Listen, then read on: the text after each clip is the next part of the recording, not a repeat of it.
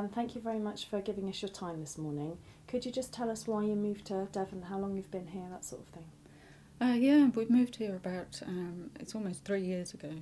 We moved down from York to be closer to my son, who lives in Cornwall, but not too close to him, so give him his own space. Okay. So we thought we'd move to this area because we'd been to Dartington and Totnes, and we thought it'd be nice to be on the edge of Dartmoor and near the nice coastline as well. Yeah. Brilliant, thank you. And can you tell us what you found when you moved here and what your experience of living here was like?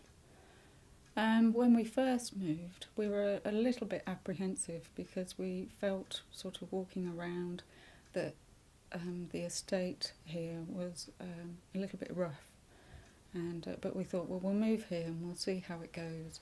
And if we really don't settle here, then we'll try and find somewhere else. Okay. And obviously, soon after you moved in, you had your first couple of experiences meeting the Bryans and hearing the noise level in the area. Can you explain what life was like living around with the Bryans living in Gypsy Lane? We noticed things were difficult within a few days of moving here.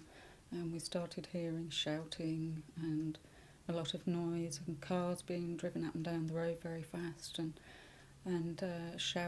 just banging and shouting and that happened very soon, and we wondered, why this was all going on, and the more it went on, the worse it seemed to get, and made us feel quite edgy and nervous of being here, to the point that after a few months we decided that we really wouldn't use the front entrance to come in and out of the house, and we were fortunate that we had a rear entrance that goes into a communal car park, so it gave us another way in and out, and we didn't have to be involved in any confrontations which we'd witnessed out in the street.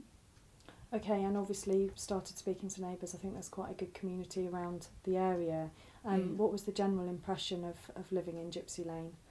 Well, we discovered that actually the problems had been going on for quite some time, and because we were new, it took us quite a while to sort of suss out what was going on and who was involved, and neighbours did say, you want to be a little bit careful about this certain family who have been here for a long time, caused a lot of problems, and people are quite nervous about them, quite apprehensive, and don't really want, they sort of shut themselves away and don't want to do anything about it. Basically, I was told by one neighbour, just keep your eyes down, don't say hello, and just get on with your life, which I found quite difficult because it impacted your life so much. You could hear the noise and the fights in your own room, in your own front room, and in the bedrooms as well. So there was not much escape from it. Okay, thank you. And obviously the antisocial behaviour orders are now in place, and none of the Bryans with the antisocial behaviour orders are now living in this area, and they are banned from Buckfastleigh. Yeah. So what's life like now? Totally different. I mean, I can now go out in the front garden. My daughter can walk out. We can all use the front entrance to the house, which is really good. The children are allowed to ride the bikes up and down, which parents wouldn't let them do that before. Neighbours can talk to each other. People are doing their gardens at the front now, which is actually on the roadside where a lot of the problems happened, and it's a much nicer feel. I think it's going to take quite a while for the community to really get over it all, but I think it's looking positive, definitely. Good. And lastly, obviously it's quite a daunting prospect to be in a courtroom, to be a witness in any case. Was it worth it? Absolutely, yes. I mean, I was really nervous about the process, but we had such great support when we were actually in the court and waiting to go in the court. I mean, I was nervous, definitely, but I would try, if anything, if I was ever in this situation again, I wouldn't leave it probably as long as I did to actually make statements and go to court and, if need be. it needs dealing with much faster than probably this community managed to deal with these problems.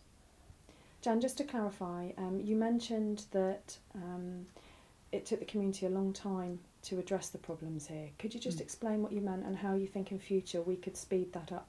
Mm-hmm.